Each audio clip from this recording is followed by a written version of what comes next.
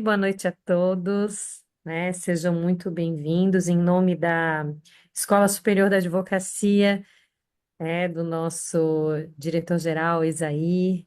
Eu venho aqui cumprimentar e agradecer a presença de todos vocês. E agora, inicial, já cumprimentar a Ana Paula, nossa presidente estadual do IBDFAN aqui em Santa Catarina, essa grande parceira, que sempre foi uma grande parceira nossa, IBDFAN, trazendo conhecimento. E hoje, vindo a Ana Paula junto com a nossa querida e amada professora, doutora Maria Berenice Dias, que logo estará aqui conosco, gente, tá? Isso, já não se preocupem, e daqui a pouco a doutora Maria Berenice estará entrando conosco. Então, eu quero dizer a vocês da grande alegria em ver a adesão a este projeto. Esse projeto de trazer pela Escola Superior da Advocacia um debate sobre esse tema que é relativamente novo, que é a questão do uso de um protocolo específico para que a gente possa trabalhar com as questões sobre a perspectiva de gênero, algo que foi institucionalizado, que vem uma regulamentação do CNJ e que nós precisamos cada vez mais estudar, compreender e aprofundar para utilizar no nosso dia a dia, Aqui muitos são advogados, de família. Estou vendo algum gente assim. Vocês sabem que no Zoom a gente não consegue ter às vezes aquela visualização total, mas já vi aqui o Diego, nosso querido presidente aqui da comissão da Comissão de Direito de Família da Palhoça, Diego? Estou te vendo aqui. Obrigada, bem-vindo. Entre outras inúmeras pessoas que eu vi aqui, acho que eu vi a Denise Marcon também, nossa presidente, comissão aqui na OAB de Santa Catarina. Oi, não estou conseguindo abrir minha câmera, mas estou aqui vendo vocês, estou Estou ouvindo te vocês. ouvindo. Que bom, Denise. Assim, as nossas comissões sempre trabalham muito juntas, muito próximas, de todos esses assuntos. E vi aí mais alguns alunos, ex-alunos, colegas. E é isso aí, Marcelo, Um bom tema, é um tema bacana. E quero dizer para vocês o seguinte, compartilhar uma coisa com vocês, Quando a gente começou, essa ideia, esse debate do protocolo, o IBDFAN, a Ana Paula vai falar um pouquinho aí, trouxe aí uma série de inovações. Quando veio esse tema, foi um dos primeiros que puxou.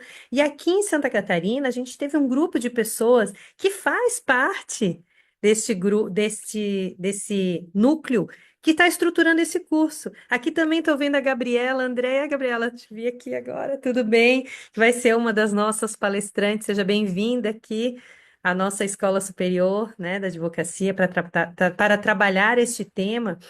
E quando ele começou a ser trabalhado, pesquisado, a gente já tem duas edições de livros aqui publicados no nosso estado sobre esse estudo, sobre protocolo. Então é uma grande alegria hoje ver materializado este curso aqui. A gente já tinha tido aulas sobre este assunto no ano passado, no ano anterior, nós tivemos um encontro ou outro, mas agora um curso um pouquinho mais estruturado. Então, quero agradecer a Ana Paula pela parceria, ter topado de imediato. A gente recebeu quando a gente fez o pedido para ajudar na organização desse curso, e a Gabriela. Já sinto também que eu acho que ela não está aqui agora, porque a Gabriela dá aula quarta-feira à noite na graduação. Então, ela não pode estar nesse momento conosco, mas também foi uma grande parceira nisso tudo. E já, sem maiores delongas, passo a palavra à Ana Paula para que faça aí um oi, introdução e já siga aí no tema.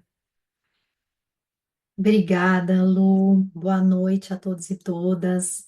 É, Faço das palavras da Luciana as minhas. Nós temos uma longa jornada de advocacia, mas temos uma longa jornada também de amizade e de construção dentro dessa OAB. Então, é um orgulho imenso fazer parte desse curso, tanto como coordenadora, mas como professora, pela iniciativa da ESA e apoio do IBDFAN. Olha, a E nós Maria Berenice entrou ali, Ana.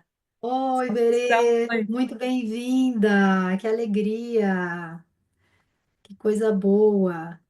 Seja muito E, bem-vinda, Maria Berenice. Já só interrompendo, Ana, só para te dar um oi, só para a gente não deixar passar, porque as janelinhas do Zoom aqui são capciosas com a gente. Muito obrigada por estar aqui conosco de novo.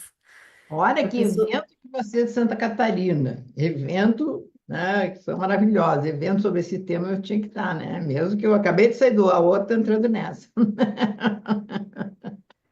então, Berê, que prazer imenso te ter. E, professor, então, a palavra já já vai ser sua. Eu ia me antecipar, nós estávamos comunicando o pessoal que você estava em outro evento e que chegaria. E a gente sabe o quanto isso é cansativo vir, mas a palavra vai ser tua já já. Só estou terminando de cumprimentar o pessoal, dizer que eu estou muito honrada e muito feliz que você tenha aceitado o nosso convite.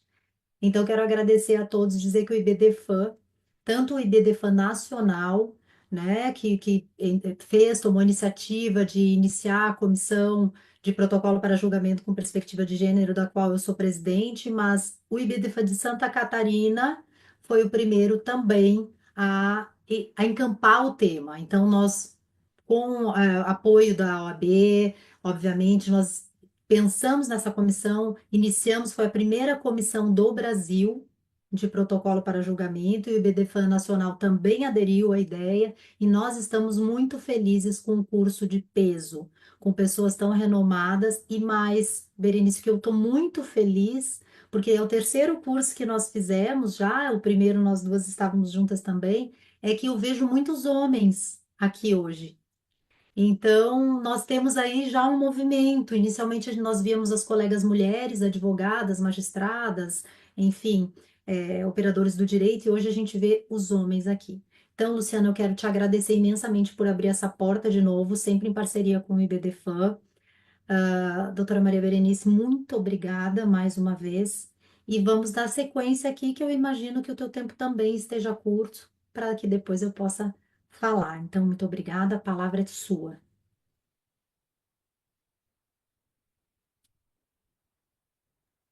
Gente amada, eu tinha que estar aqui. Porque não pensem que é coincidência. Então, a Paula é presidente da Comissão Nacional. Não, mas ela é presidente da Comissão Nacional porque foi Santa Catarina que começou com isso, a primeira comissão. Aí eu disse, Rodrigo, nós temos que criar a comissão. A Paula já me avisou que criou, eu achei fantástica a ideia, né? E ela tem que ser a presidente nacional. E que já tem comissões em quantos estados? Quase todos, ou todos. Eu acho isso muito significativo, porque o protocolo, gente, foi a manifestação do CNJ mais significativa até hoje. Baixa resolução, provimentos, quembal, nada é mais significativo do que isso. Por quê? Em primeiro lugar, a justiça se deu conta que a justiça está mal, que a justiça não está enxergando a realidade da vida como ela é, não está percebendo, né, essas desequilíbrios que, gente, ainda existe na nossa sociedade.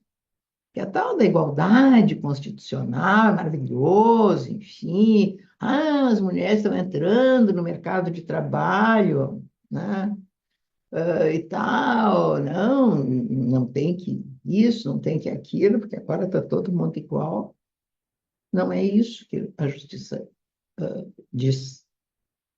A justiça, aquela figura da justiça cega, que eu detesto, em termos de questão de gênero, é verdade. É isso que a justiça é, cega.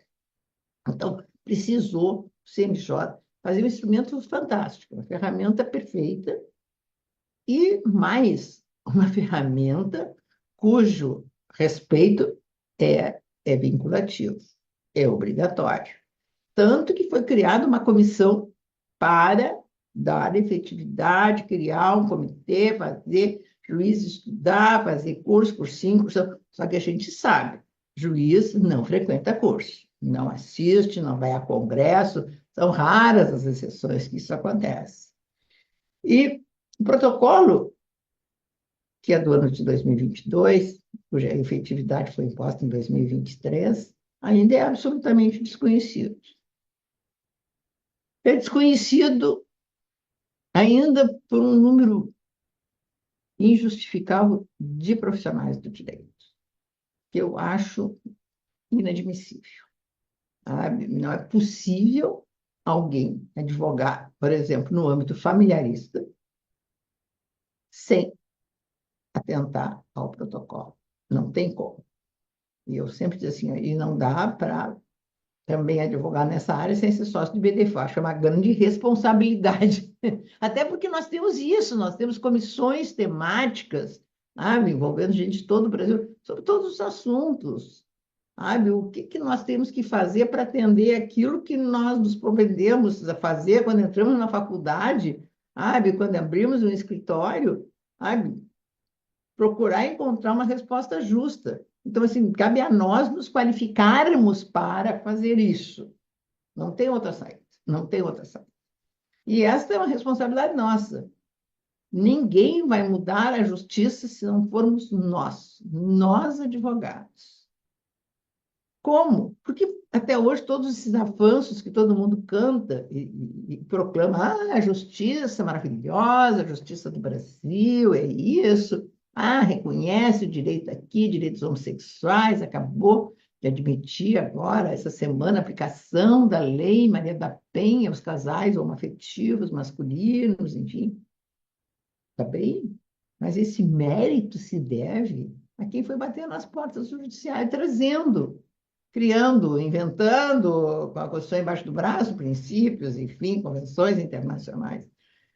E com relação ao protocolo, gente, continua sendo a nossa responsabilidade de fazê-la eficiente, garantir a sua eficácia. Então, não tem como nós não invocarmos nos processos, justificar o porquê que, neste caso, temos que atentar a essa questão, porque os juízes são obrigados a enfrentar, sob pena de recorrer e pedir a nulidade do processo. Ele não julgou, esse é um dos fundamentos do pedido.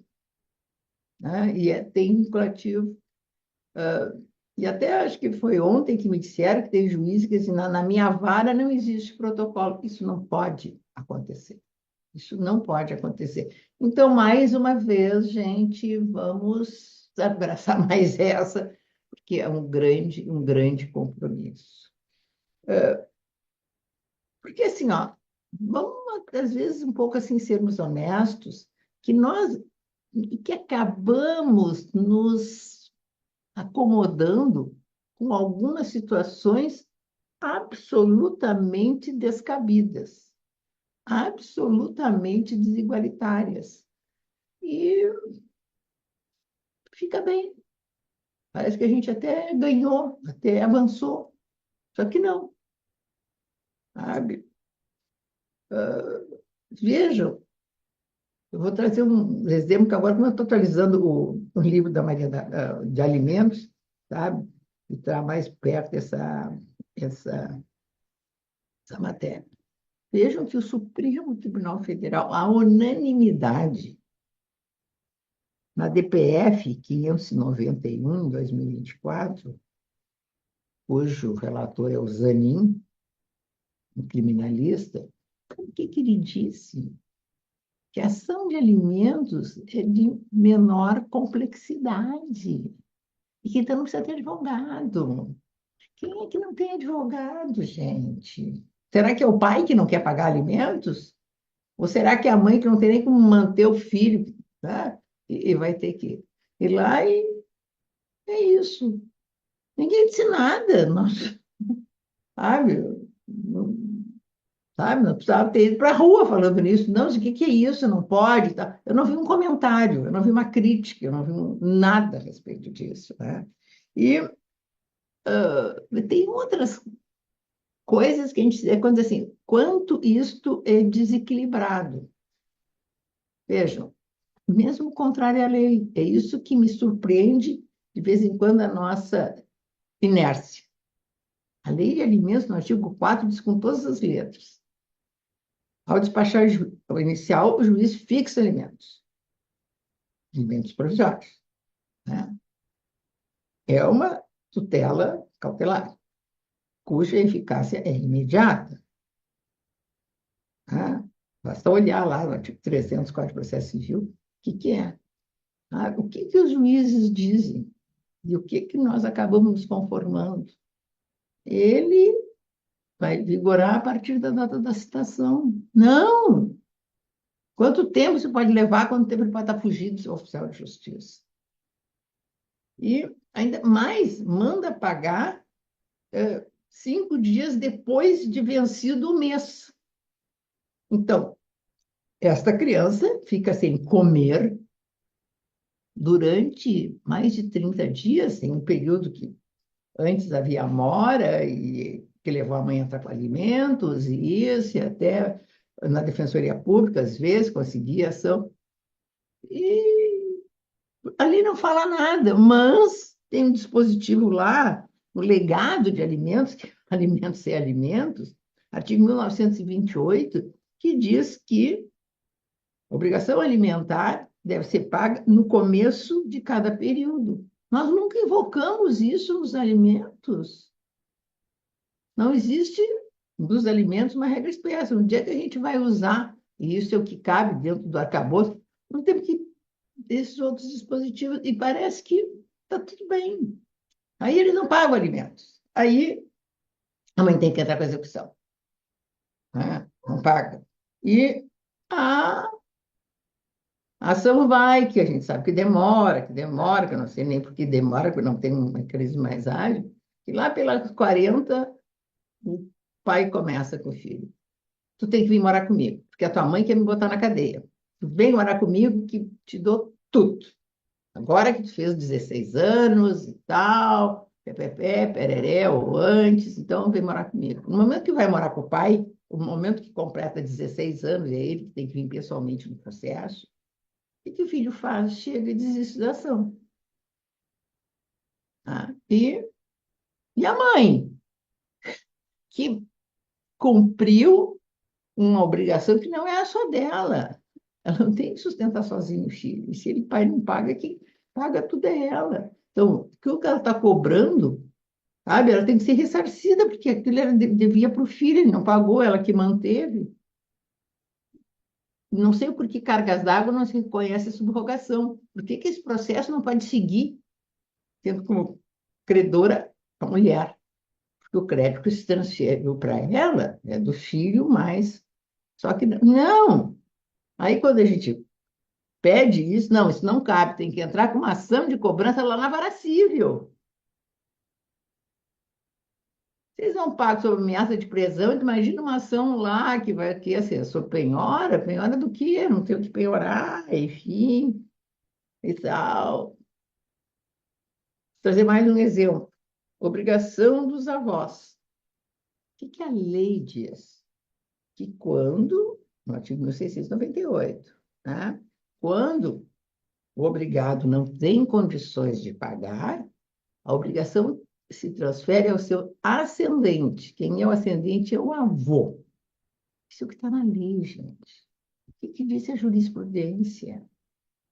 Ah, não. Tem que ser o pai e a mãe. Tem que o pai não ter condições e a mãe também não tem condições. Se a mãe tem condições, se a mãe está trabalhando, então, por mais dinheiro que o avô tenha, não existe obrigação dos avós. E veja, a mulher está sozinha, com os filhos, tendo que trabalhar, é óbvio, porque é tem que comer, dar de comida para os filhos, sabe? E a inércia do ex-marido não transfere como a lei manda para o descendente. E, e parece que está tudo bem. Olhem os alimentos entre cônjuges e companheiros. A lei em nenhum momento estabelece um termo final. O que a jurisprudência se consolidou? Que os alimentos são excepcionais e transitórios. E o juiz, num exercício de futurologia, diz, olha, em 6 meses tu vai ter que arranjar emprego. Não, mas pera lá, eu estou há 20 anos fora do mercado de trabalho, cuidando de cada um, mas tu vai ter que te virar. Não, então tá, 1 ano, 2 anos, e deu.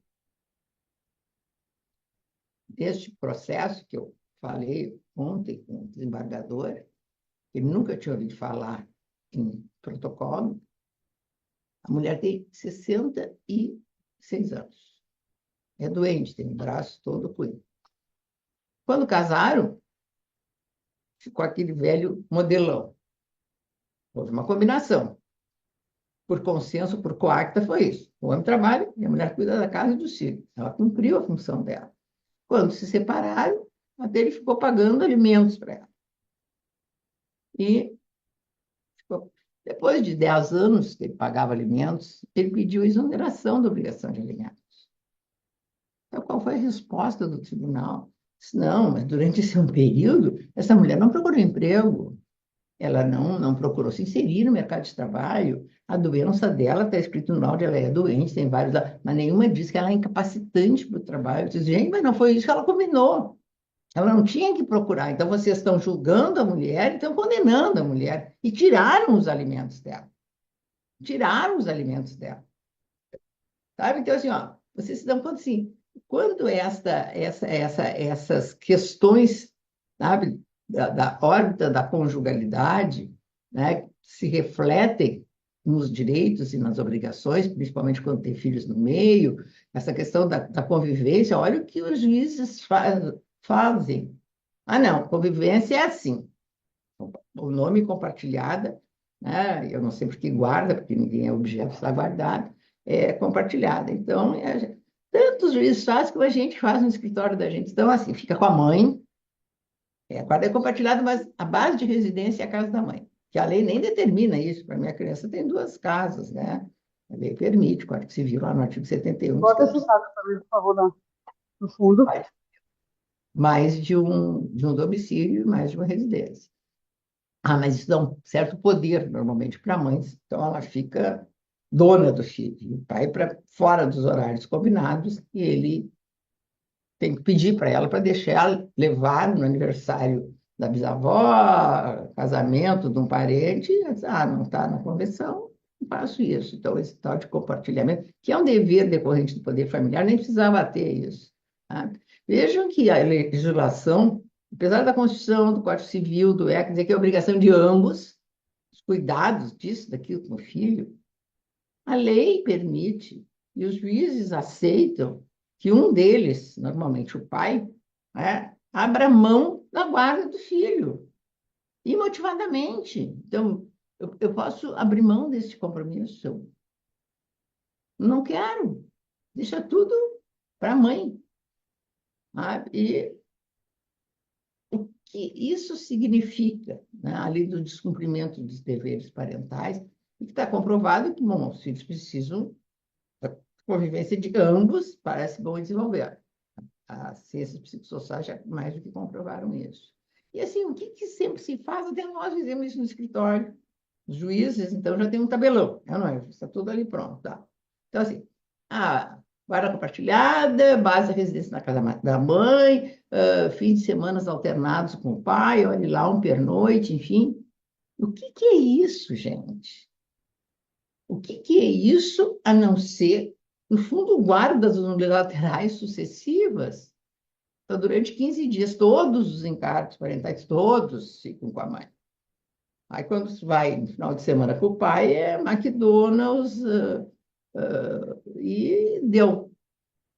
E este abrir mão da convivência não gera nenhuma consequência, sabe? Ele não tem nem o dever de indenizar aquela pessoa para quem ele passou o encargo que era dele também, que era de cuidar. Eu acho que essa mulher precisava ser indenizada, porque ela está fazendo um trabalho sozinha que não é só dela. Um desgaste emocional, profissional, né? De consequência econômico, sabe? Social, porque ela tem que ser esse grande eletrodoméstico que as mulheres, né? Nós acabamos nos tornando isso, e nós damos conta de tudo, ainda temos que ficar sempre, né? Malhadas, frescas, orvalhadas, enfim, sabe? E eles nada. Tipo assim, não, mas como que eu vou pagar para ela cuidar dos filhos delas? Não. Quem tem que cuidar dos filhos são os dois. Se a tua parte tu não faz, tu tem que pagar quem faça. Porque se tu não quer limpar a tua casa, tu contrata uma faxineira, tu tem que pagar. Ah, se tu quiser música numa festa tua, tu vai ter que contratar alguém que bote lá música e tu vai ter que pagar, tá? Mas isso parece assim, nunca passou pela cabeça de ninguém. Mas esta é a realidade da vida. Nós não podemos assim, ó, permitir que exista os encargos dos filhos, por exemplo, é um exercício, sabe, voluntário dos pais. Não, hoje eu não posso, não, não quero, esse final de semana eu não vou estar. Mas só que ele é obrigatório com relação às mães. É coacto, então aí também não tem igualdade. Se o pai não vai dizer, não, é fim de semana dele e ele não pega, ele diz, não vou pegar. A mãe diz, não, mas eu combinei, eu tenho uma viagem que aproveitei para marcar um curso. Se o problema é teu, tu te vira. E isso nada tem reflexo, parece que isso ninguém enxerga. Então, assim, acho que estas verdades têm que serem escancaradas no Poder Judiciário. Chega de repetir aquele modelo, sabe, que era tão naturalizado, de que mulheres, todos os encargos estão dela, ele só tem que prover a mantença do lar, e quando separa, ele paga alimentos, e ela continua com tudo, e está tudo bem. Sabe? Então, nós só podemos provocar uma mudança se nós invocarmos o protocolo, que veio para isso. Vocês vão assistir a palestra do Cambi, que trata, né, essa matéria como ninguém, que tem um livro fantástico sobre isso, e é a ferramenta ideal. Então, o que eu deixo aqui para vocês é isso. Vamos assumir essa responsabilidade. O protocolo só vai ter eficácia se nós buscarmos isso, conhecermos o protocolo, estudarmos o protocolo e invocarmos nos nossos processos e recorrermos quando o juiz não faz nenhuma referência com relação a isso. Agora eu quero ouvir a Ana Paula. Berenice, querida, quero agradecer pelo teu tempo, pelas tuas palavras e pelas tuas contribuições. Eu realmente tenho pouco a falar depois. Nós temos aí um curso extenso, longo, mas de forma breve e objetiva, direta, você nos trouxe inúmeras ideias de como aplicar o protocolo e a importância dele. E não tinha maneira melhor de começarmos esse curso para que as pessoas entendam o que é o protocolo na vida prática, nas questões de gênero, mas dentro dos nossos tribunais, né? Para onde vamos, então, quais são as questões que nós podemos abordar? Porque certamente eu tenho ouvido isso de muitos colegas e certamente você também, mas onde está escrito no protocolo? Qual é a regra? Qual é o artigo do protocolo que eu aplico? E aí a gente tem que dizer, o protocolo é uma norma de conduta, é obrigatória, exatamente o que você me disse para todos aqui. É obrigatório e lá nós temos que utilizar essa lente, né? Um olhar exatamente para a situação, não é a letra fria da lei. Não é isso que a gente está dizendo, olha, os alimentos estão na proporção, obedecem à proporcionalidade, obedecem à necessidade, à possibilidade. Se fosse assim, estava fácil. Realmente, aí nós vamos concordar que nossas instâncias superiores, nossos tribunais estão trazendo a ideia de que discutir alimentos é uma questão simples. E não é. Discutir alimentos envolve, como você bem disse, a economia do cuidado. Se alguém não faz o meu trabalho como mãe ou como pai, outra pessoa vai fazer, e certamente é o genitor ou a genitora. Principalmente no caso do protocolo, são as mulheres. Assim como cuidar dos enfermos, assim como cuidar dos idosos, do sogro e da sogra que moram junto e que essas mulheres não são remuneradas. Assim como saiu essa decisão, o IBDFA até publicou, essa semana, eu fiz um comentário, está no meu material que eu vou colocar, sobre uma relação, um casamento que durou 50 anos e que a esposa trabalhava no consultório médico. E usava uniforme, trabalhava como secretária, e todos a conheciam como secretária, mas nunca foi remunerada para isso. Porque era uma continuidade, uma extensão da casa dela. Então, sendo esposa e fazendo um trabalho para ela não tinha o direito na concepção dele, e talvez de subordinação, de ser remunerada. Então, acabou o casamento, depois de 50 anos trabalhando num consultório médico, ela não tinha carteira de trabalho, não tinha INSS, saiu sem nada. E aí a Justiça do Trabalho reconheceu então aquele vínculo, lógico, porque tinha subordinação, logicamente, porque tinham todos os pressupostos de uma relação de trabalho, mas trouxe o protocolo para fins de, olha, é reconhecimento, a mulher vai fazer a parte que é dela no casamento, o homem faz a sua, é uma divisão de tarefas igualitária. Então, pela primeira vez, a gente começa a entender o protocolo em diversas situações. Temos decisões fora um pouco do direito de família e sucessões, mas que estão diretamente ligadas ao nosso dia a dia, como de cuidadoras, e filhas que têm direito a receber um pouco mais na herança ou são remuneradas porque passaram cuidando dos pais. E aí as outras irmãs e os irmãos não querem cuidar, não, isso é coisa de mulher. Então aquela filha mais nova que ficou em casa, fica cuidando dos pais até o final, não se inserem no mercado de trabalho. E aí na hora de dividir as dívidas daquele pai do falecido, daquela mãe, se partilha da mesma forma. Então, olha que interessante as questões que o protocolo começa a nos trazer, né? Então, na prática, nós começamos a trabalhar justamente com essa possibilidade. E eu vou compartilhar com vocês, então, a minha tela para a gente trazer uma ideia do protocolo mais real. Como é que ele está hoje sendo utilizado nos nossos tribunais? Vamos ver se eu consigo compartilhar. Vamos ver aqui. Tá ok? Vocês estão vendo? Agora sim. Tá passando? Então vamos lá, o protocolo para julgamento com perspectiva de gênero, né? Que é essa ferramenta que a Berenice muito bem falou para enfrentamento da violência contra a mulher nas ações de família, aqui especificamente nas ações de família.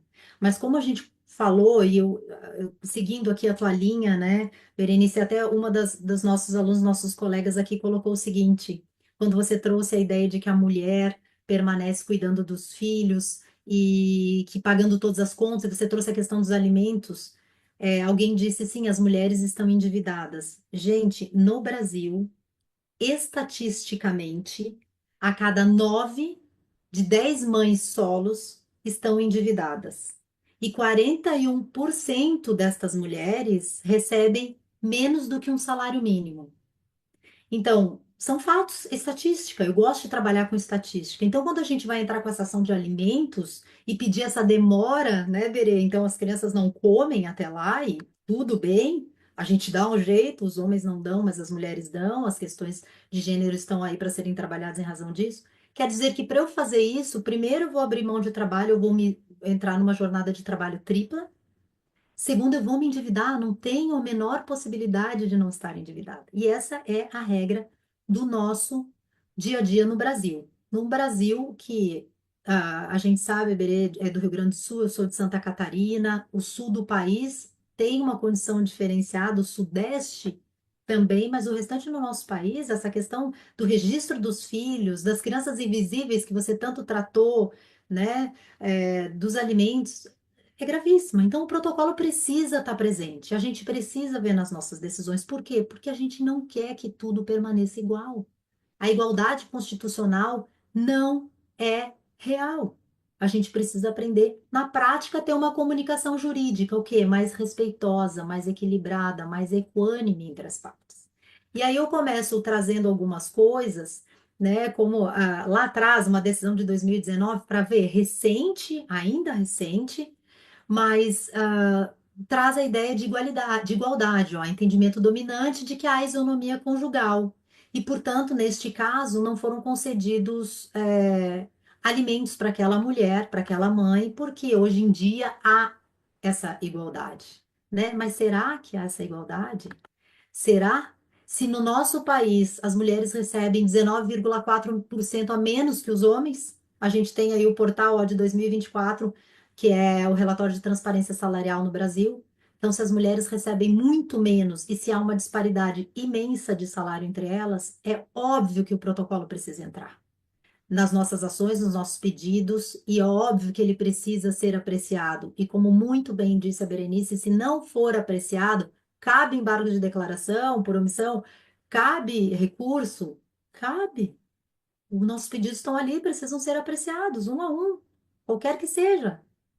Então, aqui, a diferença salarial por escolaridade, isso é muito interessante. Quanto mais qualificada aquela mulher, um MBA, uma pós-graduação, uma formação, maior é a diferença salarial. Quer dizer, eu, Ana Paula, quanto mais estudar, mais diferença salarial, ou menos vou conseguir ganhar em comparação com o que o meu marido, que tem a mesma qualificação que eu tenho, vai ganhar. E aí, na hora de estabelecer alimentos, a gente diz o seguinte: ah, mas a mulher tem MBA, a esposa tem MBA, tem mestrado e tem doutorado, tal qual o marido. Estatisticamente, ela vai receber 42,49% menos do que o marido dela, tendo exatamente a mesma qualificação. E, obviamente, com a sobrecarga da maternidade, com a sobrecarga do cuidado do lar, da organização, do trabalho mental, né? Porque o trabalho mental o homem não tem, o almoço da casa, o leva e busca, a mochila, as atividades extras. E aí, nesta sequência, assim, vou passar rapidamente, a gente tinha lá atrás aquela súmula 380 do STF, né? Então, por que esse protocolo? Ah, porque aí a gente começava a fazer a dissolução com a partilha do patrimônio adquirido pelo esforço comum. Opa! A gente dividiu o que é nada, porque as mulheres naquela época trabalhavam, cuidavam dos filhos, da sua prole, e o marido era o provedor. Não, mas a gente evoluiu. Já vamos partilhar pelo esforço comum. Então, os avanços eles são pequenos, né? Depois a lei de regulamentação da união estável, que foi chamada de lei piranha. Afinal de contas, a gente estava reconhecendo o direito daquelas mulheres, então as questões de gênero aqui trazidos e com o nome gentil, que é a lei piranha, né? Ó, o fim do casamento à moda antiga, e aqui tem uma crítica, isso aqui é uma foto do jornal da época, que é o José Saulo Pereira Ramos, que era advogado, e foi consultor da República e ministro da Justiça. Ele fez questão de dizer que essa lei ela apoiava a cafetinagem para os conviventes e por aí vai. Então, que caminhar, né? Que caminhar. No momento em que a gente está trazendo o protocolo, eu vou fazer uma ressalva aqui: o nosso estado de Santa Catarina aumentou a violência doméstica contra a mulher em 28%, de novo trazendo estatística. Então, ao passo, a gente dá um passo para frente e desce para trás. Por isso que é importante discutir o protocolo. Como é que a violência doméstica aumenta e, portanto, o impacto na análise dos nossos processos e, portanto, o uso do protocolo para quê? Para respeitar a vítima, para que ela não tenha que comparecer em audiência. Ah, mas tem lei que não é cumprida, então a gente precisa trazer o protocolo para trazer um olhar mais humano. Ah, vai aparecer na audiência de instrução do marido que batia. É óbvio que ela não vai falar a verdade, né? Ou numa ação anulatória. Então, assim, vamos trazer os fatos reais e vamos trazer o protocolo para ter um cuidado melhor. E aí, pensando nessas decisões, né, Berenice, o STJ completou 35 anos e dos 103 ministros que passaram pela corte, a gente tinha 9 mulheres. Então, o que esperar dessas decisões? Qual é o olhar que se aplicava nessas decisões? Obviamente que o olhar masculino, sem o protocolo, sem o cuidado da lente, né?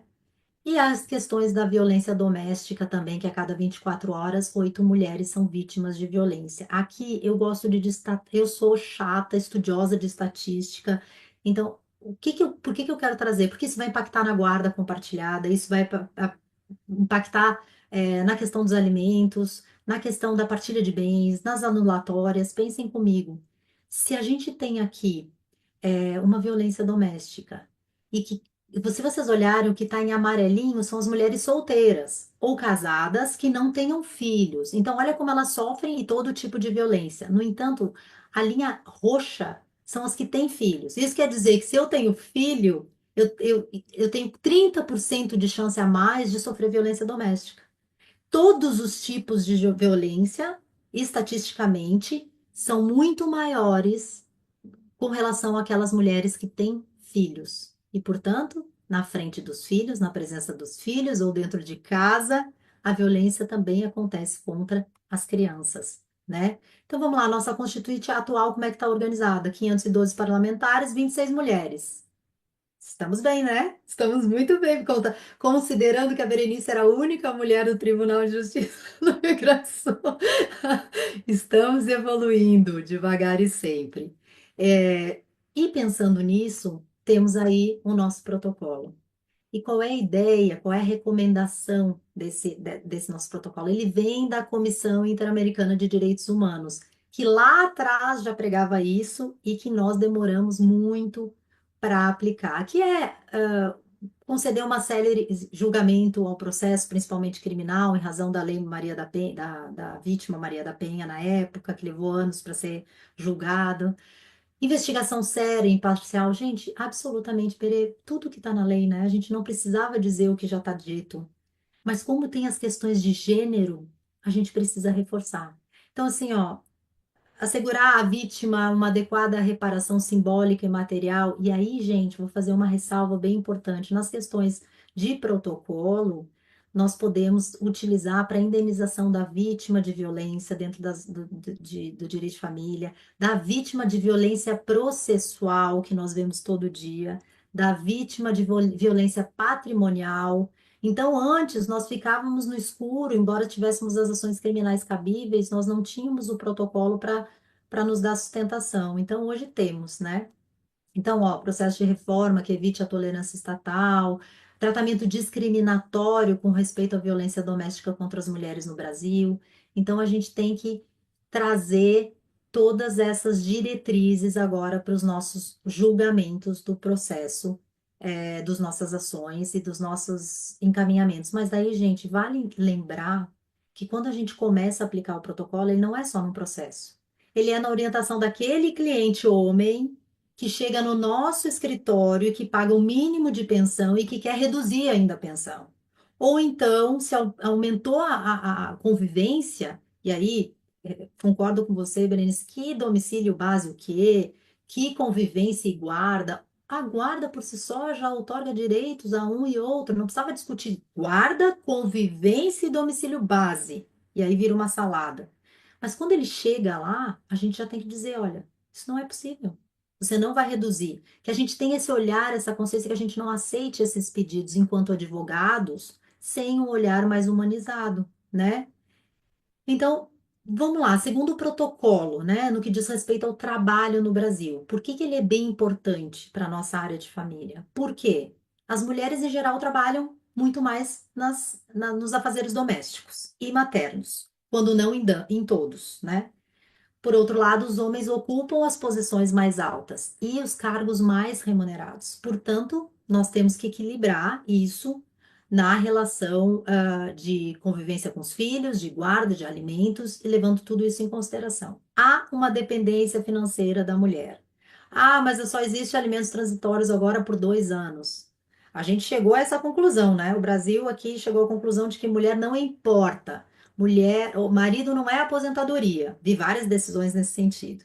Não importa se você viveu 50 anos, 40 anos trabalhando, não importa a idade que tem. Então, o protocolo tem sido aplicado e eu vou trazer algumas boas decisões nesse sentido. Quanto à política, as mulheres também estão subrepresentadas. Então, o que que acontece? Não tem pauta. Elas não trazem essas pautas de discussão que o protocolo está trazendo. Essas questões eram veladas, eram silenciosas. Ah, mas mãe é quem cria. Mãe é quem cuida. A quem beneficia esse discurso? Qual é a vantagem da mãe criar, a mãe cuidar? Pai e mãe é quem cria e cuida. E é isso que a gente tem que tentar aplicar com o protocolo. Se não cuida, paga, como muito bem ressaltou a Berenice. Então, sendo excluídas desse meio, elas perdem a chance de dar ênfase nessas pautas e não melhoram essas condições, né? E por aí a gente vai. Falando sobre isso, ó, pensão e nessa linha, essa decisão eu adoro colar, eu faço isso em todas as aulas porque eu acho muito interessante. ESCOGE não é órgão previdenciário, por isso não tem dever de pagar benefícios relacionados à saúde.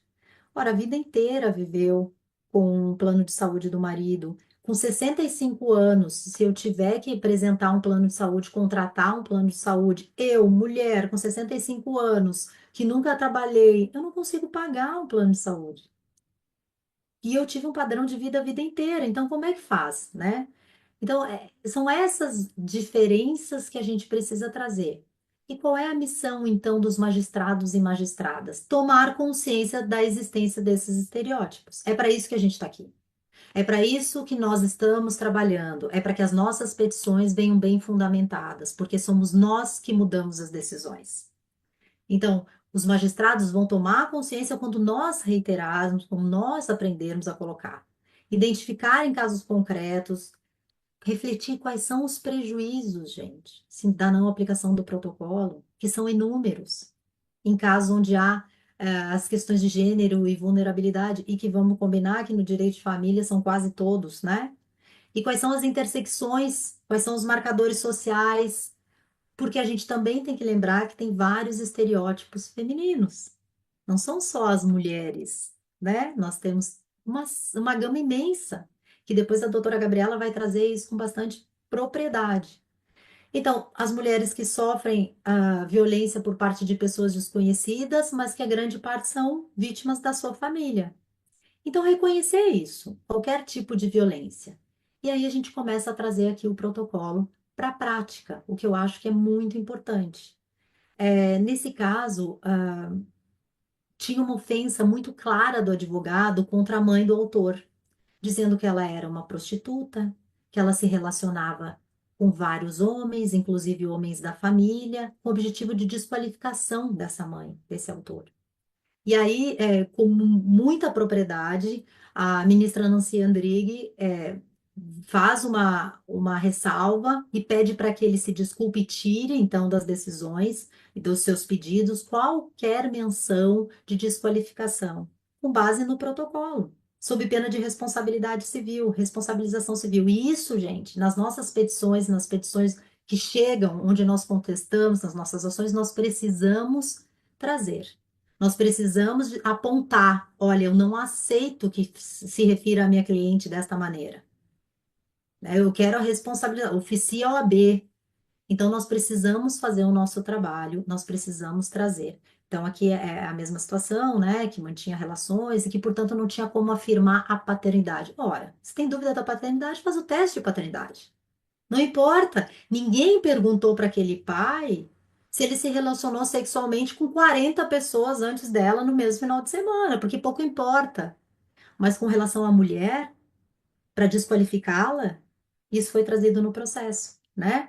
Então, ó, esse tipo de colocação, como muito bem falou a ministra, nada mais revela do que ofensas gratuitas que são resquícios de um discurso odioso, sexista, machista, misógino, que não pode receber mais nenhum beneplácito, que não pode possuir mais nenhum espaço na sociedade.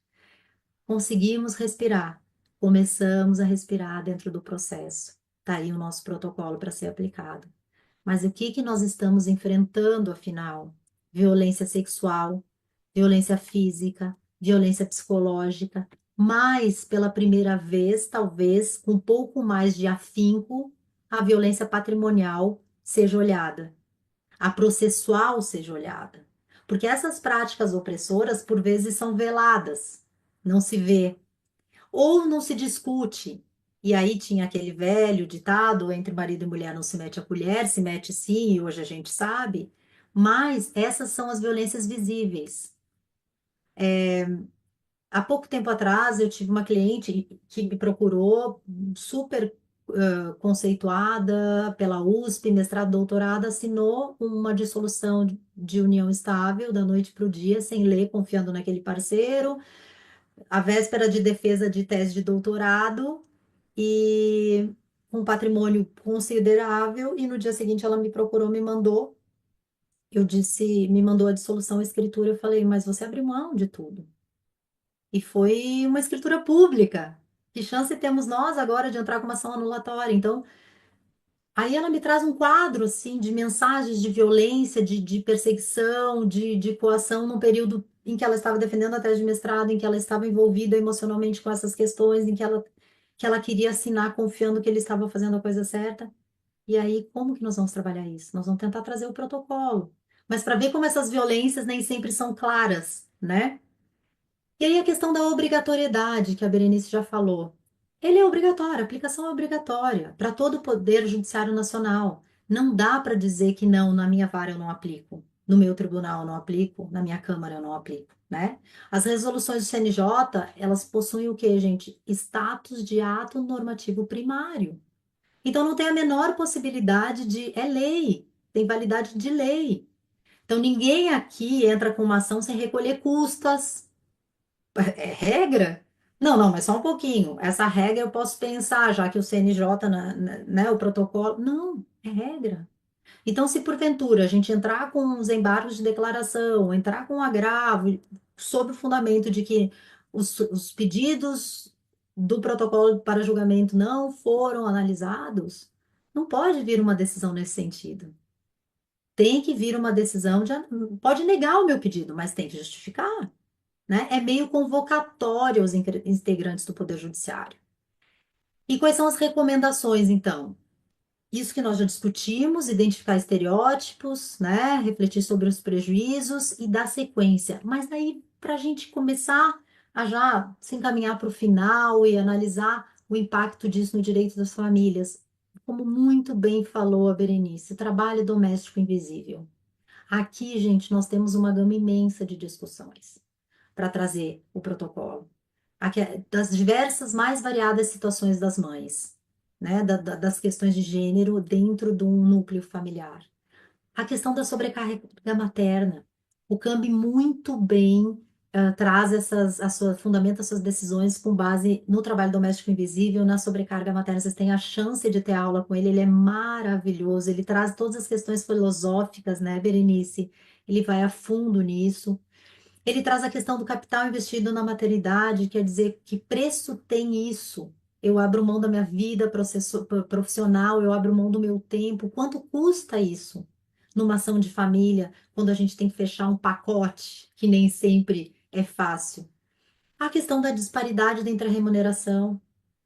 A experiência laboral, por vezes aquela mulher começou a trabalhar quando os filhos cresceram, está se inserindo, e aí vem um divórcio. É óbvio que não dá para dizer que ela está empregada e que ela tem a mesma condição. As condições são diferentes. Então não é simples assim, ambos têm carteira assinada e está tudo certo, ambos trabalham. A capacidade potencial para inserção ou reinserção no mercado de trabalho. Por vezes não tem formação, por vezes já tem mais de 50 anos, que aí a gente sabe, de novo, voltando às estatísticas, a partir dos 50 anos no Brasil, para que a mulher se insira no mercado de trabalho, a gente tem aí um prazo mínimo de 10 anos para que ela consiga se inserir. Isso quer dizer que ela já vai estar com 60. E certamente, quando ela estiver com 60, os filhos já cresceram, né? Ela já não está mais, mesmo considerando a maternidade tardia. Então, é muito complexa essa questão do reinserção no mercado de trabalho. A questão da parentalidade responsável. Os pais não brigaram tanto pela guarda compartilhada, não queriam tanto a guarda compartilhada, era para fins de exonerar a pensão, será? Traz a paternidade responsável, né? Bate aqui no peito, é meu, vou resolver. Entendo que a mãe está sobrecarregada, a gente vai ver uma decisão aqui muito interessante. Maior proteção à vítima de violência processual, pilhas e pilhas de documentos sendo juntados, documentos ao contrário, documentos repetitivos, petições repetitivas, pedidos aleatórios. Quem não passa por isso? Quem não está passando por isso? Eu duvido que dessas pessoas todas, nossa quantidade de alunos aqui, 111 pessoas agora, deixa eu ver se até chegou mais alguém, que a gente não veja isso em ações, de partilha de bens, em ações de alimentos, em que a gente está discutindo essas questões. Coibir a procrastinação do feito. Não aparece em audiência, de novo, não aparece em audiência, justifica, não entrega os documentos no prazo, pede mais prazo. Por que não trazer o protocolo, pedir aplicação de multa? A gente tem urgência. A parte vulnerável, a mulher tem urgência nas questões, né? Reconhecimento de estelionato sentimental para fins de anulação de partilha, gente, isso é muito interessante. Tem uma decisão que depois eu encaminho para vocês que fala sobre isso. Uma mulher, aquela coisa desses relacionamentos que estatisticamente, de novo, a gente já sabe que tem um perfil. As mulheres entre 45 e 55 anos são as que mais se afetam, estão mais sozinhas. E assinam contratos, entram em sociedades, 3 meses depois, aí aquela pessoa vai morar com ela. Então, assim, se reconhece esse estelionato sentimental, se aplica o protocolo para anular qualquer efeito daquele contrato social, das dívidas decorrentes dela, então a gente já vê decisões nesse sentido. Autorizar a quebra de sigilo bancário, não sei vocês, estou com uma dificuldade imensa, tanto em São Paulo quanto em Santa Catarina, de conseguir a quebra do sigilo bancário. Acho que é um problema geral nos nossos tribunais. Tá nítido que aquele pai ganha muito mais e a gente vê os sinais exteriores de riqueza e não consegue quebrar esse sigilo bancário. No entanto, para fins de recolhimento de custas iniciais, acho fantástico. Os juízes estão pedindo às mães que juntem. Eu recebi essa semana em São Paulo. 3 últimos extratos bancários. Isso não é quebra de sigilo bancário? Detran, é, imposto de renda, para provar. Isso para discutir alimentos dos filhos. Que em tese nosso STJ já definiu que filhos têm direito à justiça gratuita. Então a gente começa a perceber que a quebra vale para um lado. E onde é que entra o protocolo aí? Então tudo bem, a gente apresenta, ela não vai ter dinheiro mesmo, mas eu quero que apresente o do pai. E aí, gente, essa questão também da quebra do sigilo para fins de justiça gratuita ou de pagamento de custas, o protocolo tem sido aplicado demais. Por quê? Para conceder o acesso à justiça. Porque a mulher não entra na justiça, se ela tiver que recolher, ela não vai conseguir pagar, na grande maioria. E se ela não conseguir pagar, ela não tem direito à justiça. Está sendo vedado para ela o acesso à justiça. Então, a gente tem visto a aplicação do protocolo para conceder e que, se for o caso, ao final, seja revogado quando ela efetivamente receber ou parcelado ou pago ao final quando da partilha, não é quando acabar o processo. Quando acaba o processo, ninguém tem dinheiro na mão, principalmente a mulher de partilha de bens. Ainda tem a liquidação, ainda vai fazer o cumprimento de sentença, ainda vai brigar muito para conseguir. Então, quando efetivamente ela tiver comprovado o recebimento daquele patrimônio. Então, olha que interessante, olha que complexidade a gente está alcançando no nosso direito às famílias, né? Conceder a justiça gratuita, isso que eu falei para vocês.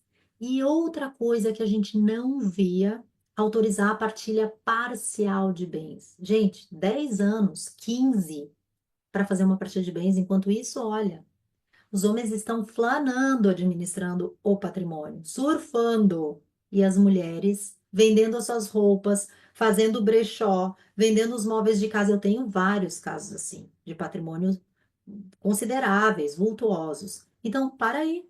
O que que é incontroverso aqui? Enquanto a gente está buscando bitcoins, enquanto a gente está buscando dinheiro na conta, quais são os bens incontroversos? Determina a partilha agora. E outra questão que não está aqui, mas que é muito importante, é o arbitramento de aluguéis também, que os tribunais normalmente atribuem após a partilha. Todo mundo sabe. Que adianta? Então, assim, se está na posse do bem, arbitramento de aluguel com base no protocolo para julgamento, com perspectiva de gênero. E aí eu trouxe a decisão que eu falei para vocês no começo, ó, no site do IBDFAN. Então acessem, se inscrevam, né, Berenice? Todos os dias a gente recebe essas novidades e aqui diz exatamente daquela situação que eu falei para vocês, ó. Trabalhou no consultório médico do ex-marido de 76 a 2007. Realizava atendimento de pacientes, organizava atividades administrativas, usava uniforme, gente. E coordenava as outras funcionárias. E aí a mulher estava com 74 anos. E aí ficou, então, houve o divórcio e o tribunal reconheceu, ó, e aplicou uma multa de R$ 300 por dia, limitada a 10 mil, caso ele voltasse atrás, não assinasse, não cumprisse a ordem judicial para assinar a carteira de trabalho e fazer os recolhimentos, porque daí tem a questão também da prescrição que a gente fica questionando.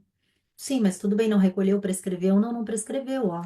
Ele poderá requerer junto ao INSS o cômputo retroativo dos 31 anos de trabalho. Gente, que avanço! Que bom que nós conseguimos essa decisão, né?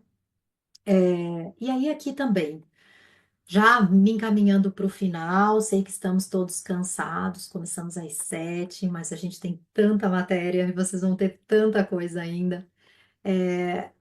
O combate à violência contra a mulher, nós temos aqui essa decisão, deixa eu até me lembrar o que que foi aqui, dignar julgamentos contra crime. Ah, esse aqui é muito interessante, ó. Foi uma ação de anulação de para excluir a possibilidade de invocação pelas partes. Isso aqui foi o seguinte: num processo criminal, de estupro. O que que estava inquirindo a testemunha? Essa é uma decisão bem recente, eu peguei hoje, incluí hoje no material, por isso que eu não estou tão lembrando tanto tão rapidamente.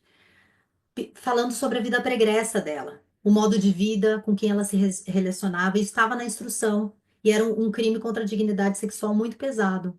Então, foi julgado procedente pedido para que se excluísse essa possibilidade de invocação. De o que ela fazia, com quem se relacionou, como se vestia, se gosta de decote, se usa saia curta, como se isso fosse possível para justificar uma violência sexual.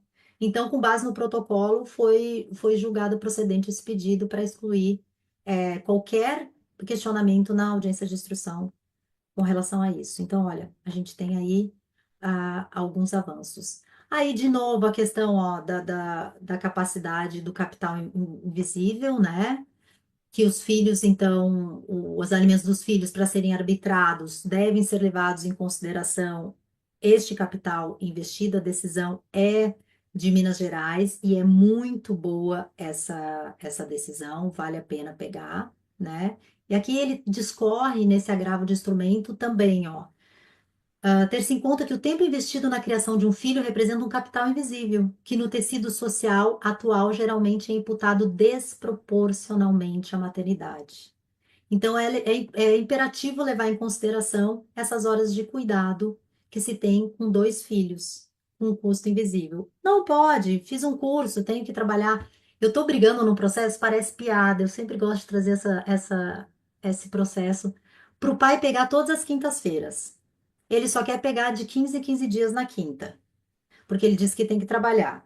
E exige que a mãe se reinsira no mercado de trabalho. E ela conseguiu um trabalho às quintas-feiras. Ela trabalha com mediação, enfim, às quintas-feiras ela ficaria. Então, a gente pediu, o juiz de primeiro grau negou, disse que o pai não tem condições, muito embora o pai, na ação, tenha pedido, o pedido dele é para passar uma semana por mês com o filho, uma semana alternada para cada um. Ou seja, quem pode passar uma semana inteira pode pegar toda quinta-feira. Se ele não puder ficar, a madrasta fica. Se ela não puder, contrata alguém. Alguém tem que cuidar desse filho.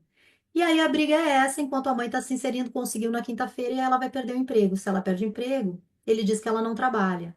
E a gente entra naquele círculo vicioso sem saída. Então, gente, é para chutar a porta com o protocolo, né? Ah, acho muito interessante também uma decisão aqui que um dos pais, deixa eu ver, deixa eu até passar um pouquinho para frente. Um dos pais, opa, tô passando para trás. Ele entrou com um pedido de guarda da sua filha, dizendo que a mãe tinha mais dois filhos agora, num novo casamento, e, portanto, ele não estava cuidando daquela filha porque ela estava indo mal na escola. E ele, então, requeria a guarda daquela filha, unilateral. E a decisão, com base no protocolo, foi fantástica. Foi dizer o seguinte: não está achando que ela está cuidando bem, faça a sua parte. Estude com ela, pague uma aula particular, fique mais tempo com a sua filha, porque a sobrecarga materna, aquilo que nós falávamos antes, não é justificativa plausível para desqualificar aquela mãe e trocar a guarda. Então, se o pai está achando que a mãe não está conseguindo dar conta, e que obviamente é natural com uma sobrecarga, que ele faça, ele entre com a parentalidade responsável e faça a parte dele, com base de novo no protocolo para julgamento, com perspectiva de gênero, né? Então, aqui, e essa decisão é grande, ele vai discorrendo tudo sobre isso, é muito interessante. Ele traz em 8 pontos para dizer isso e para ajustar também os alimentos, porque daí aquele pai pede para ficar com a guarda e diminuir os alimentos. Ele diz: não, peraí, eu vou aumentar os alimentos, então, porque daí ela tem condições de contratar alguém e você faz a sua parte, a questão está resolvida, né? Então, é isso. Bom, gente. Com relação ao protocolo, eu acho importante a gente trazer também a questão da violência rapidamente, que criança não é testemunha de violência. Criança é sempre a vítima. Então, quando a gente discute a questão da guarda compartilhada, mas o pai não agredia aquela criança, né? E a mãe se defende e sabe do grau de agressividade daquele pai, a gente pode trazer a lei. O que que as nossas leis que protegem a criança dizem? E no fim das contas, a gente está fazendo uma venda casada, falando de criança aqui, mas quem pleiteia é a mãe. e, portanto, ela precisa do protocolo do lado dela para justificar o pleito. O direito de viver sem exposição à violência, gente, as leis de prevenção à violência das crianças estão todas descritas aqui, ó.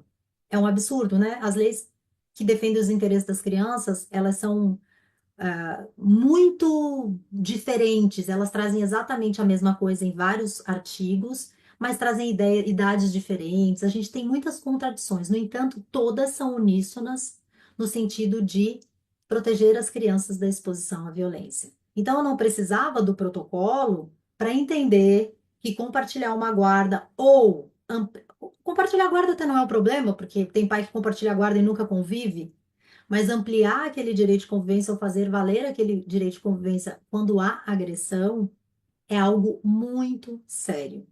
A gente tem direito constitucional e todas essas leis, mas principalmente é uma violação dos direitos humanos. E o protocolo traz isso, traz essa questão da violência nas questões de família e vai refletir na guarda. E aí eu trago dados de novo, do Futures Without Violence, que aqui a gente trata sobre os comportamentos abusivos, né? Comportamento de risco como suicídio, abuso de drogas e álcool, fuga de casa, enfim. Crianças que estão submetidas à violência, não diretamente, mas que foram vítimas de violência sendo testemunhas, elas têm todos esses comportamentos de risco, saúde mental, física, absolutamente mais fácil de ser corrompida, mental e física, tendem a se colocar em situações de risco. Então, como é que a gente faz, né? Quando a mãe está lá pleiteando, não, mas espera aí, eu tenho uma medida protetiva, eu quero ampliar para o meu filho. Será que a gente não tem que pensar melhor? Não, mas uma coisa é a relação do casal e outra coisa é da mãe e do pai, né? Dos filhos. E aí, de novo, estudos do Departamento de Saúde do Conselho de Justiça dos Estados Unidos dizem que 50% dos homens que agridem suas esposas frequentemente agridem seus filhos. Em algum momento isso vai acontecer, não tem meio agressor, né? Não tem gente que é um pouco agressor. Então, a gente já tem essa lei que diz que quando há probabilidade de violência doméstica ou familiar, se impede a fixação da guarda compartilhada, que me parece que não está sendo aplicada, e a gente está nessa discussão. Então, o protocolo traz isso, acho que é bom a gente trazer esses dados, né? E é bem interessante. Por fim, mais 10 minutinhos aqui para a gente encerrar. Eu sei que a gente teria um pouquinho mais de tempo, mas é a nossa primeira aula e tem bastante coisa. O que que a gente vai falar sobre fraude na partilha, né? O protocolo vem assim para atropelar a fraude na partilha de votos. Estamos com eu muito positiva e feliz, né, gente? Já falando, vem para atropelar, não sei. Vem como uma forma de resolução. Se vamos conseguir, vai depender de como vamos aplicar e se os nossos pedidos estão alinhados, estão sendo julgados. Mas a fraude na partilha age de forma desleal para ocultar bens que devem ser partilhados, para dissipar bens, para atrasar a partilha de bens, até que a parte desista, porque é o que acontece. A mulher desiste. No quarto ano, no quinto ano, ela está exausta financeiramente, endividada, como a gente viu, porque ela virou mãe solo, então a cada 10, 9 estão endividadas. E aí ela acaba aceitando qualquer acordo, qualquer valor e perdendo aí a grande possibilidade de discutir tudo aquilo que, portanto, a gente pode tentar a partilha parcial, a gente pode trazer aí a quebra de sigilo com base no protocolo, né? Então, essa fraude compromete a igualdade, a transparência e os princípios fundamentais, certo? E aí a gente tem ocultação de bens, subavaliação de patrimônio, coloca ali a divisão patrimonial, o dele vale muito menos, o dele vale muito mais, e a gente acaba deixando passar, tem que ter esse olhar atento, transferência fraudulenta para terceiros, falsificação de documentos, gente, tem uma decisão aqui, eu acho que até já passei rapidinho, mas vou falar para vocês, que na verdade a juíza condenou o melhor amigo do divorciando a litigância de má-fé e danos e ressarcimento, por quê? Porque ele passou a pagar o plano de saúde desse amigo, como forma de dizer que esse amigo não tinha condições e ele estava fazendo um favor. E ela então determinou, com o uso do protocolo, a quebra do sigilo bancário para mostrar se não estava sendo devolvido esse dinheiro para ele.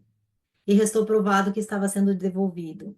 Então, assim, era um terceiro estranho à lide que agiu e contribuiu na fraude, na partilha de fraude à partilha de bens, e uma fraude processual, e a juíza aplicou o protocolo. Então, efetivamente, a gente vê aí várias saídas para isso, né?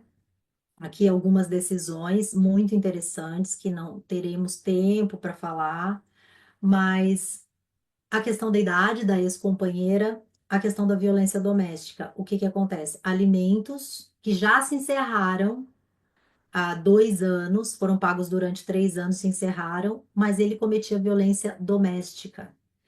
E aí o que que aconteceu? Foi aplicado o protocolo dizendo para retomar o pagamento daqueles alimentos, mesmo já tendo terminado aquela união estável há 2 anos, pelo dever de solidariedade.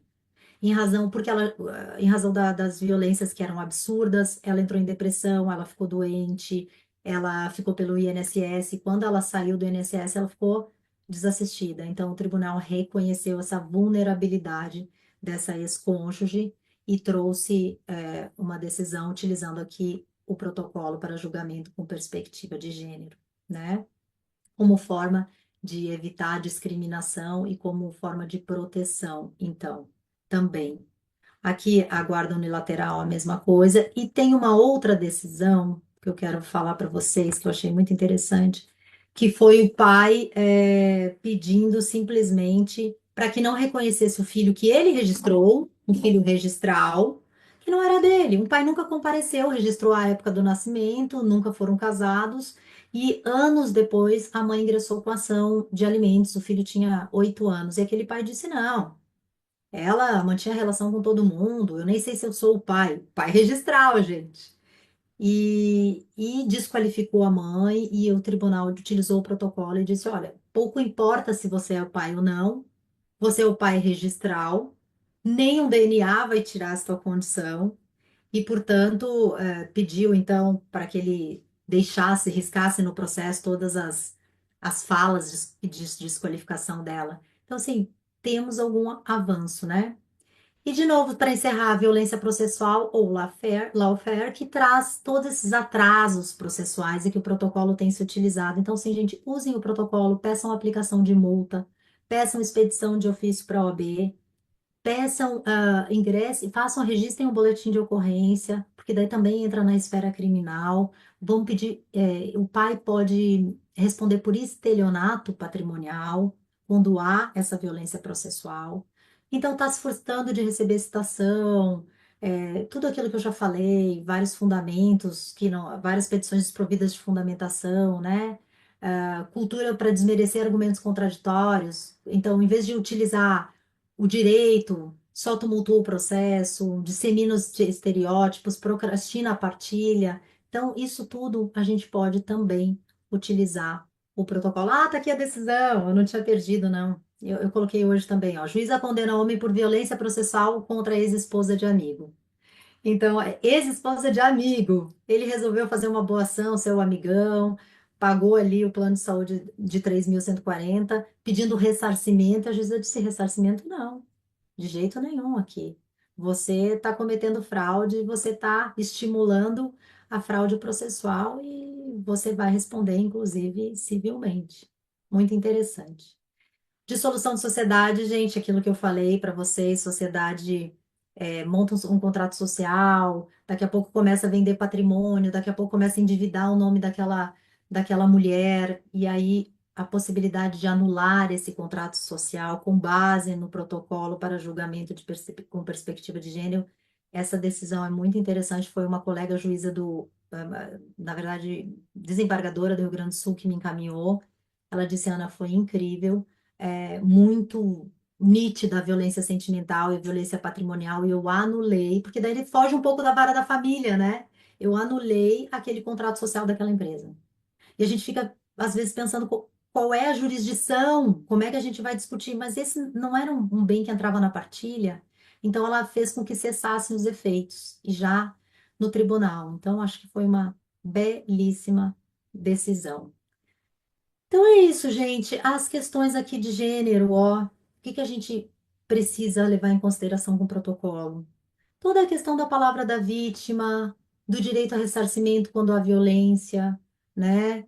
Do respeito à dignidade sexual, trazer também as questões de oitiva especializada para identificar a alienação parental, porque a gente pode utilizar o protocolo. A defesa mais comum de pais é que as mães estão alienando seus filhos quando, claro, temos várias discussões, mas boa parte da situação real fática, as mães estão sobrecarregadas, os pais deixam de ver os seus filhos e às vezes não acontece alienação, né? Às vezes essa alienação não acontece. Existe? Existe. Em grande monta, existe. Mas que a gente tem que ter o cuidado, no motivo especializado, um olhar pelo protocolo para não sair alegando isso em forma de defesa, né? Para fazer uma entrega legal dessa criança. E aí, gente, vou passando aqui os últimos julgados para você. Ação de anulatória de contrato de união estável também é muito interessante, ó, utilizando o protocolo, porque hoje eu discuti isso no escritório, na nossa reunião de pauta. Qual é a ação mais difícil de se ganhar? Tem uma colega que fala para mim, Ana, gosto de dinheiro no bolso, eu pego ação anulatória, eu amo contestação de ação anulatória, porque você vai ganhar. Você contesta e ganha. Agora, ingressar com uma ação de anulação de partilha, provar que houve coação, provar que houve isso, muito embora, na maior parte dos casos, quando há violência, por exemplo, é óbvio que pode ser anulado, mas a gente tem muita dificuldade. Então, aqui, ó, violência perpetrada durante a convivência vicia o consentimento da parte pela coação, o que leva à anulação da partilha. Gente, isso é novo. A gente está dizendo que está trazendo a violência contra a mulher para o campo real e analisando a consequência disso. Então, aplica o protocolo para sim. Não entra só ali, houve vício de consentimento. Não, calma, houve violência.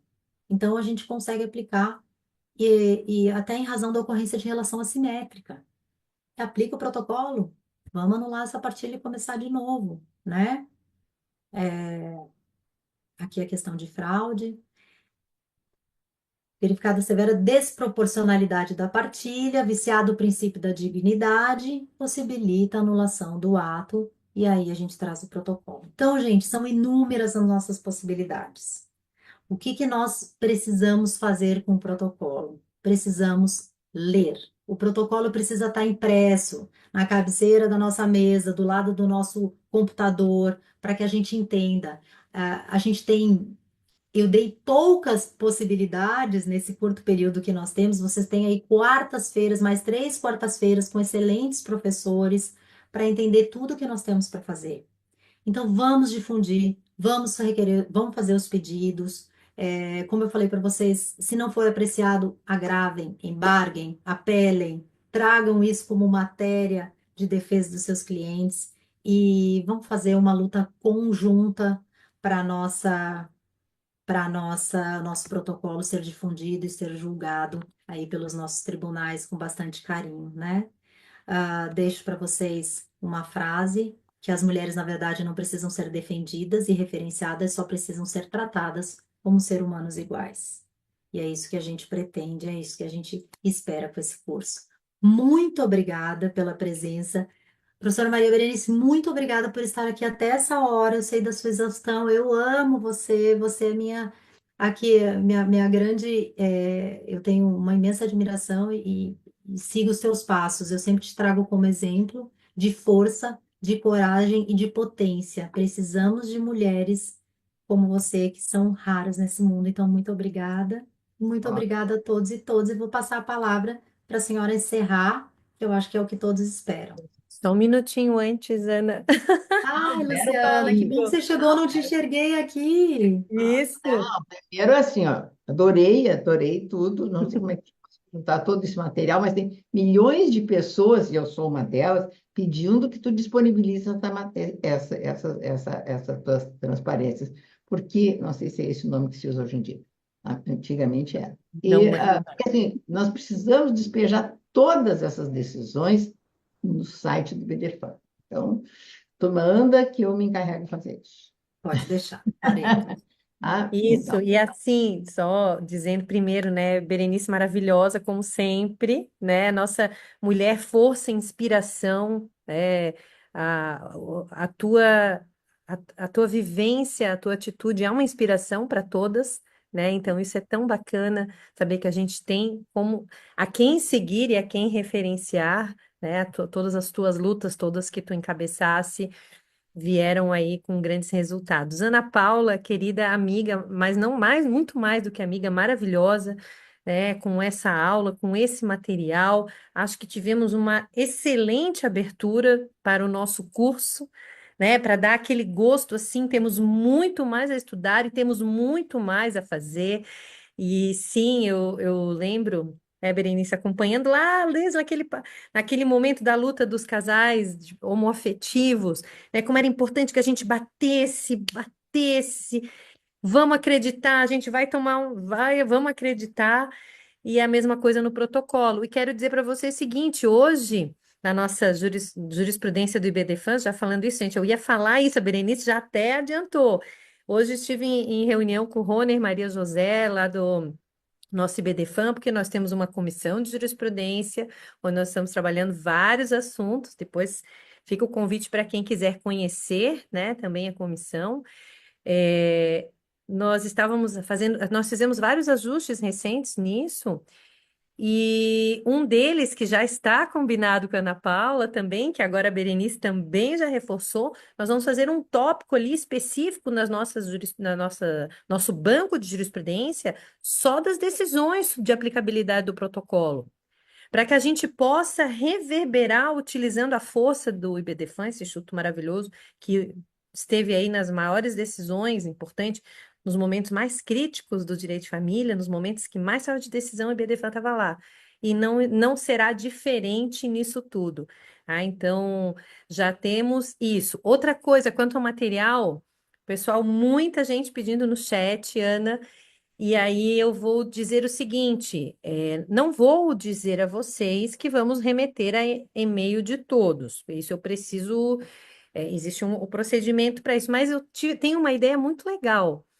E aqui a gente tem outras pessoas que estarão nos outros dias. Eu acho que a Gabriela está aqui, eu acho que eu vi a Luciana entrando. Quem tiver por aí, abre a câmera, né? A Luciana Cascais, eu tinha visto entrando, tá aí, né? A Gabriela tá aí também.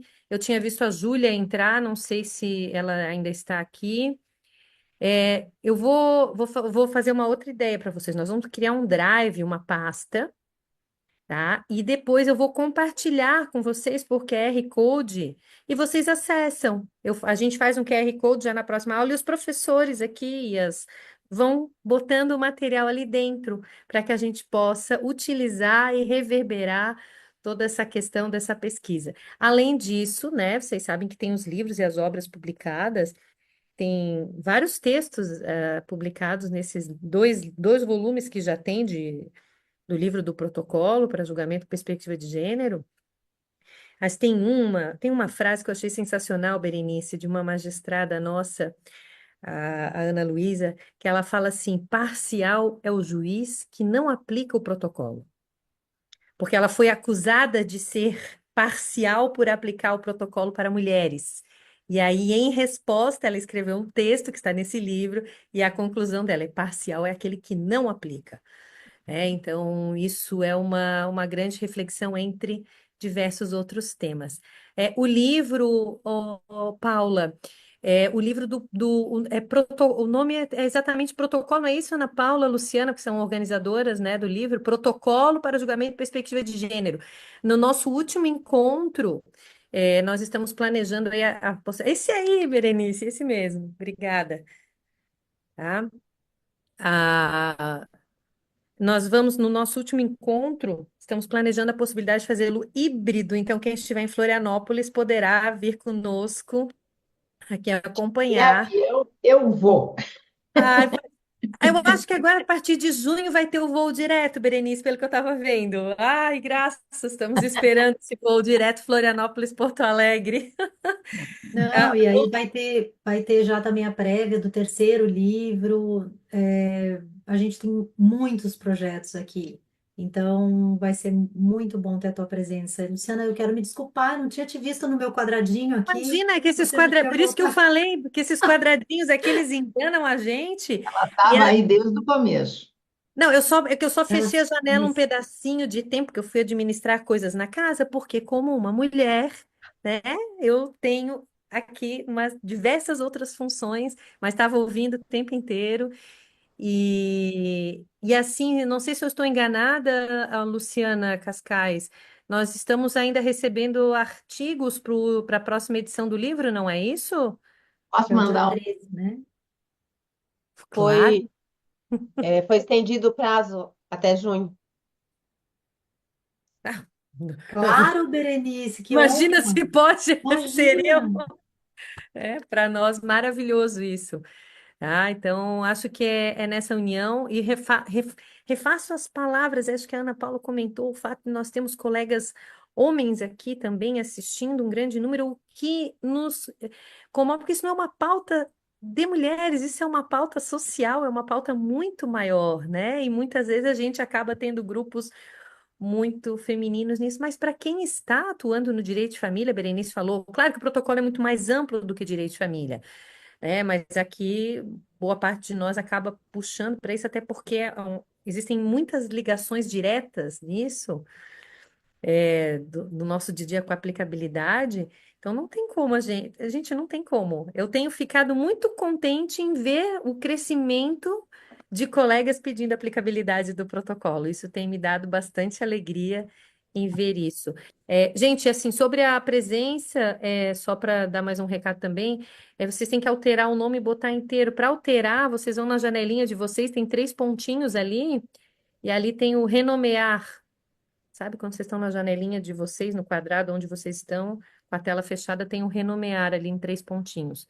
Para a gente poder fazer Isso, eu já vi que algumas pessoas fizeram, para a gente poder fazer o controle da presença. Mas é isso. Agora, sim, encerrando, abro a palavra. Se alguém quer fazer algum comentário, colocação. E Berenice, eu só te interrompi, Berenice, na verdade, é porque eu queria só dar esse Né? agradecimento para ti também.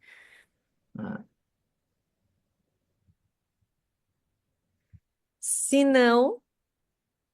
Se não, é só nós que temos a agradecer a presença de cada um de vocês. Contem com a Escola Superior da Advocacia, aqui em Santa Catarina. Contem com o IBDFAN, esse instituto maravilhoso, né, que só nos traz alegrias, inspiração, na verdade, né? Faz a gente acreditar que o mundo pode ser melhor com o nosso trabalho, que não é fácil ser advogado de direito de família. Nós trabalhamos com as pessoas em momentos muito difíceis, com muitas dores, mas quando a gente consegue fazer uma pessoa, né, uma vida, uma família um pouco melhor, isso nos dá uma realização, uma alegria. O IBDFAN está sempre presente nisso, né? Entrem lá no IBDFAN, vejam a nossa parte de jurisprudência que está sendo bem trabalhada com carinho, gente, um banco especializado e seguro, né? Não é que nem o ChatGPT aí que às vezes nos engana aí com decisões, então a gente tem todo esse carinho, esse cuidado. Aguardamos vocês nas próximas aulas desse curso e quero dizer para vocês que amanhã. Opa, tá. Isso, Jesus. Fui eu? Isso aqui não. Se fui eu não sei o que que eu fiz. Mas queria dizer que amanhã também vai começar um curso na ESA online sobre alimentos sensacional, gente, com professoras de vários lugares do Brasil. Então também fica o convite, né? Já entraram aqui na nossa página da ESA, podem entrar lá e ver. Vão ser 4 encontros também igual esse. Tá bom? E era isso, gente. Muito obrigada por tudo. A Júlia colocou ali o link no chat para quem tem interesse no livro, ó. Então, quem quiser dar uma olhada ali, já pode pegar as referências e tudo mais. A Júlia que vai estar aí no nosso último encontro, onde nós pensamos aí nessa questão híbrida aí que está sendo planejada. Depois a gente vai combinar isso aí, pessoal, tá? Nas próximas aulas a gente combina essa dinâmica para quem quiser vir aqui na sala da ESA e a gente. Claro, né? Tem muita gente de longe, que alegria, gente. Hoje tinha gente de Goiás, Rio de Janeiro, São Mato Paulo, Grosso, São né? Paulo. Rio Grande do Sul, Paraná, que eu fui vendo ali que foram se identificando, olha que Minas alegria, né? Gerais, Bahia, Bahia, olha só que legal. né? Minas, olha que lindo, gente. É assim, a gente O é Ceará, Ceará. é verdade. A de Belém, a Larissa, que legal. Então vejam, né? E O online nos permite estarmos em tantos lugares, né? E com tantas pessoas, Fortaleza. Olha que lindo, gente. Olha, tô muito obrigada orgulhosa pela da ESA e do presença. IBDFAN, Luciana. Estamos muito É, felizes. Santa Catarina está buscando isso e vamos lá, gente, BD se inscrevam, temos muito mais e o curso aí tá belíssimo. Hoje foi só o início de Isso. várias outras aulas excelentes Vamos, que vocês terão. Luciana, obrigada pelo vamos convite. vamos fazer uma fotinho, doutoras, para Vamos, Denise, vamos. Quem quiser sair, aparecer. A Denise, a comissão, Denise, é da. Agora que tu estás, como está o nome? combate à Combate. violência doméstica, Comissão Estadual da OAB. Isso, Aham. a comissão estadual. A presidenta com já belíssimo trabalho, a Denise, nossa grande parceira aí. Eu te perguntei o nome da comissão porque eu podia falar errado, né? Porque ela já foi modificado o nome e Então tá bom, eu vou fazer um print aqui, peraí, eu faço também, mas vocês façam também, quem quiser. Ainda tem várias pessoas que não abriram a janelinha, mas quem quiser aparecer, é só abrir. Um, dois, três e peraí, tô indo, tô fazendo print, gente.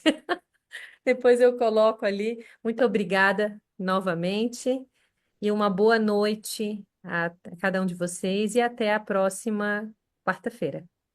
E a Berenice até a Obrigada. próxima. A Berenice está devendo uma vinda aqui para Floripa, mas nós vamos esperar os aviões estarem ordenados. Tchau. Boa noite, gente. Obrigada. Tchau, tchau. Tchau, Ana. Tchau, queridos. Tchau, tchau.